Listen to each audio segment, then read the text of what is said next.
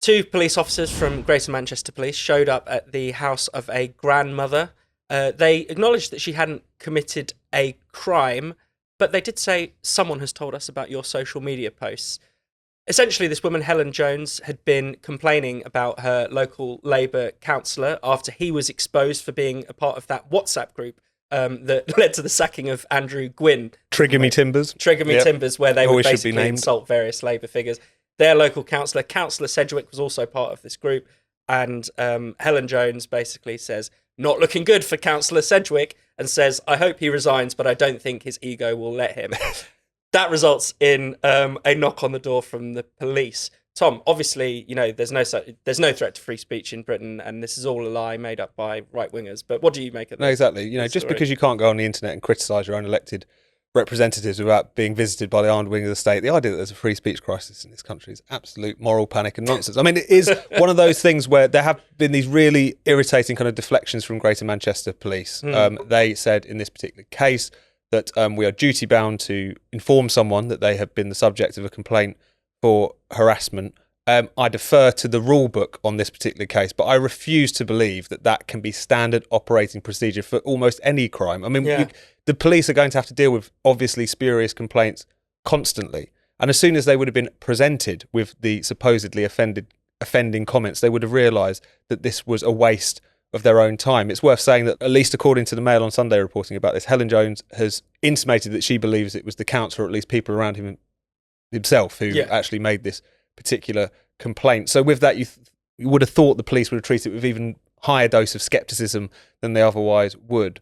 And it's also important to say that just because no further action is being taken in this case doesn't mean that it's not a free speech problem. I mean, people are naturally going to be more fearful of expressing themselves on the internet if they worry that the police are going to show up as a consequence. I think the real story here is that the police have got it into their heads that policing speech, refereeing online discussions to a almost farcical degree sometimes is the bread and butter of their job. They've embraced this with gusto. I think there's a particular fear amongst some of them that if they're not seen to be serious enough about certain cases, depending on the victims, whether it's elected politicians who sometimes claim to be much more under the cosh than they actually are, or whether it's particular activists and identity groups who claim to be the target of all of this harassment, when it's often just, people accurately gendering them on the internet or wherever it might be, that they happily play this role. I think the problem is that you basically get to a situation where the police become like the hired goons of the easily offended, and they will happily show up and, in effect, if not in intention, intimidate people because they've criticised someone else online. It's one of those, like so many of these stories about the police and free speech in this country. It's both kind of farcical and sinister at the same time. And I don't know why they don't just cut it out, because so much of this is them choosing to do this rather than it being mandated by law or government or what have you. I've been surprised at how quick some of the sort of liberal voices have been to defend this police action. Normally they just ignore stories like this, but people like Emily Maitlis have been tweeting about it. She tweeted a tweet saying what you said, Tom, that the police somehow have a mandatory duty to inform people that a complaint has been made against them, which, if you think about it for 2 seconds, would scupper just about every police investigation if you had to be told immediately that the police are onto you. Otto English on X has been saying it's fine because the pensioner in question is younger than Kylie Minogue. I'm not really sure what the relevance of that is, so why are people what's all the big fuss? But anyway, Candice, what do you make of it? Yeah, I agree with you. Why are people so oddly defensive about it? I wonder if it's because the debate on social media is sometimes people from other countries saying, what's going on in the UK?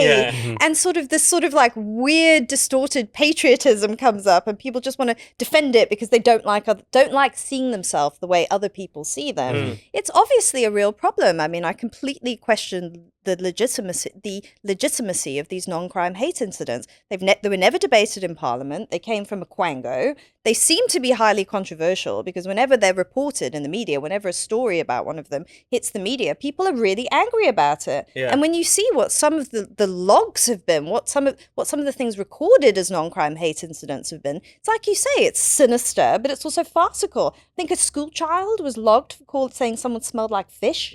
I mean, that's ridiculous. There have been thousands of cases of school children locked for non-crime hate incidents.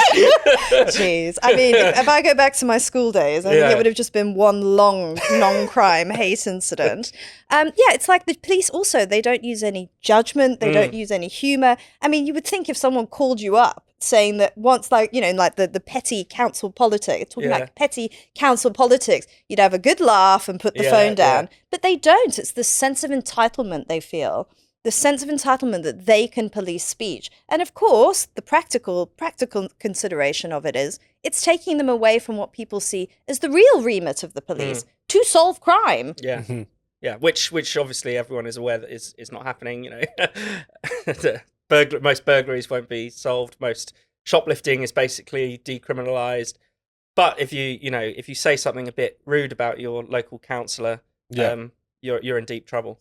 And that's the chilling thing about this, is they do it partly because they've been captured, like we've been talking about. They really go above and beyond what even the law requires. Non-crime hate incidents, as you say, Candice, was something that was kind of cooked up within the kind of policing quangos and then applied with gusto by various different police forces. The strange kind of hate speech related campaigns that they've run over the years, you know, in Merseyside a few years ago, where they showed up outside Asda with a big billboard saying being offensive is an offence.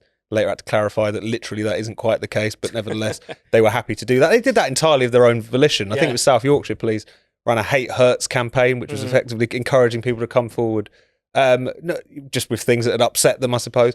They've really attached themselves to this. And on the one hand, there is this post-Macpherson desire to repair, as they see it, their relationships with various minority communities, as if, say, ethnic minorities are more concerned about people saying mean things on the internet than, you know, things being stolen or their communities going to rot because there's no police about to protect them. But also, I think, because it's easy. Yeah. Because it involves someone sat at a computer looking at what someone else said about someone on an openly published social media platform. And so they feel like they can rack up some brownie points even if they're not catching any criminals. But public patience with this has run out, I think. They just need to drop it. Who am I to tell the police to do their job? But they should just do their job, I think.